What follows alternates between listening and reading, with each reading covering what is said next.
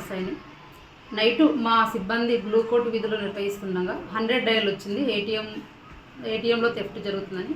వెంటనే మా సిబ్బంది అక్కడ ఏటీఎం దగ్గరికి వెళ్ళి చూడగా అక్కడ అద్దాలు పగలగొట్టున్నాయి. ఎవరో గుర్తు తెలియని వ్యక్తులు వచ్చి అద్దాలు పగలగొట్టారని నాకు మా సిబ్బంది ఫోన్ ద్వారా తెలియజేయగా నేను వెంటనే వెళ్ళి అక్కడ విచారించగా చుట్టుపక్కల వెతగా ఎలాంటి ఆధారాలు లభించలేదు. ఇప్పటి వరకు ఈ ఏటీఎం అటెంప్ట్ పైన ఎలాంటి పిటిషన్ రాలేదు.